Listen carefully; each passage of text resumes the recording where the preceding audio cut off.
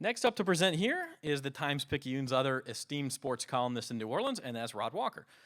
Now, Rod has served as our lead New Orleans columnist since 2019. Before that, he covered the Saints. He's covered high schools here in New Orleans. And before that, he covered high schools across the state of Mississippi. If you've ever read Rod's work, you know he's got a way to make you feel some type of way, whether it's emotional or angry or sad or joyful. Just a few words, Rod can do it. Real short sentences, and he gets his point across. He's a master of making his point with brevity. To that end, here he is to talk about another type of sports betting, prop bets.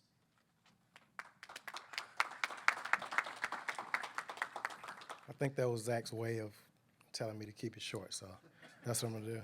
He also made a comment about Mississippi State's defense earlier, which I was a little offended by. He went to Missouri, by the way, so. They play football? They don't play defense. Okay, now that we've covered the most common types of sports bets, though, let's go a little deeper. So most sports books also offer these special bets that don't necessarily have anything to do with the final score of a game. These are called proposition bets, or more commonly, just prop bets. A prop bet is a wager on a specific outcome within a game.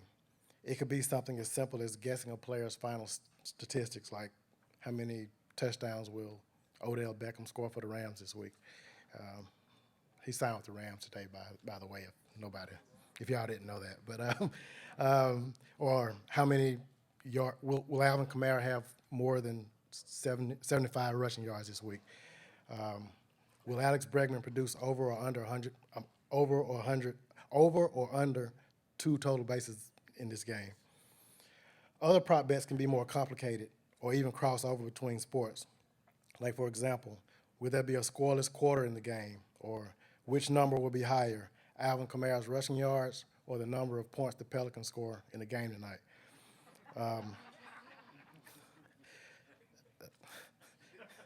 I would probably take, I'll stay away.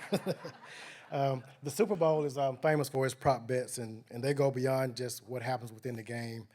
In the Super Bowl, they have all type of weird prop bets, like the outcome of the coin toss. Is it going to be heads or tails? You can bet on that.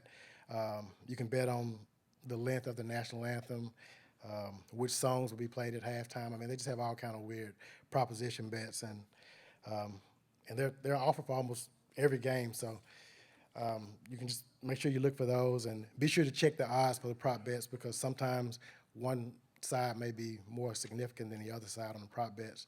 And personally, prop bets for me, I remember I was in Vegas in 2019 for the Pelican Summer League, and I'm not really a big soccer fan at all, but the Women's World Cup was going on, and you can just place just the most random bets, and they sort of keep you interested in games that maybe you're not going to normally pay attention to. So I remember betting on like how many goals Carly Lloyd would score in the first half or something, and it just kind of keeps you engaged when normally you maybe wouldn't be. So anyway, that's my segment, and thank you all for coming out.